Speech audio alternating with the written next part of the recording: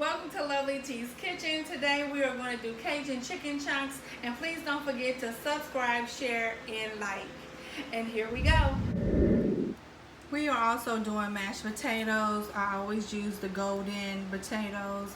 You cut them up in fours, you wash them really well, you peel them, and you put them in the water and you put it on medium heat. This is our chicken that we are going to use. We're going to use our boneless chicken breast. Is no antibiotics in it.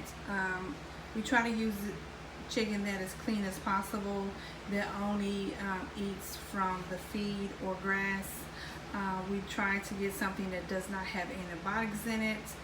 They are individually packaged. We are going to take them out the package and we're going to wash them really well, and then we are going to cut them up. So I have let the meat sit in here for about 15 minutes to get all the residue off of it. I'm going to let it sit here for a few minutes, and then I'm going to rinse it off with cold water, and then I'm going to start dicing it up in chunks, and then we will season it up, and then we will fry it. So we have drained the water off our potatoes.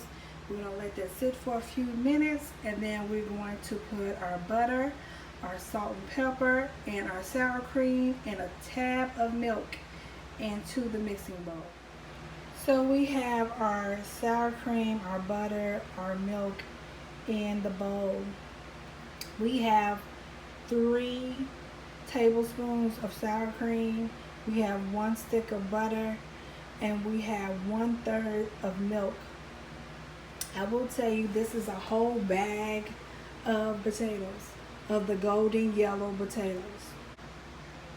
So even though you set all your potatoes on top of the ingredients, you did sprinkle some salt and pepper over the top, because once it mix it all in, it's not really a whole lot of seasoning. So once you mix it all in and get it all in there, then you're going to taste it, and then you're going to do the salt and pepper to taste. So now we are about to cut up our chicken for our chicken chunks. We have Perfect Pinch Cajun seasoning, which is 1/3, and then we have a 1/2 cup of all natural seasoning, which has like garlic, pepper, salt seasonings inside of it. So here on the flour, I just sprinkled just a little bit of salt and pepper in there. I'm also going to put the Cajun seasoning in there. I'm just going to sprinkle it over the flour, just enough to turn it that color. The problem is that we don't want, it's not really a problem, I don't like to have hot food or Cajun food where it's so hot you can't enjoy the food. I love cooking my chicken chunks in my wok. Everyone does not have a wok, but you can use an iron skillet or you can use a regular skillet. Make sure you let the oil get really hot before you put your chicken or your chunks inside of it. You want to put it on a medium heat.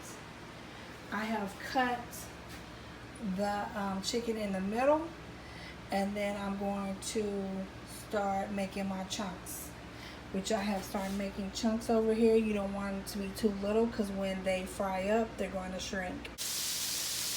You don't want to put them all in there all at once, because then they'll clump all up and they'll stick together.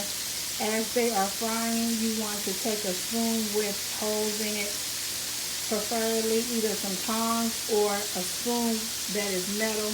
Kind of move it around a little bit so it won't stick together, and then let it float to the top. If the chunks are not coming up to the top, you need to check them like in 15 minutes.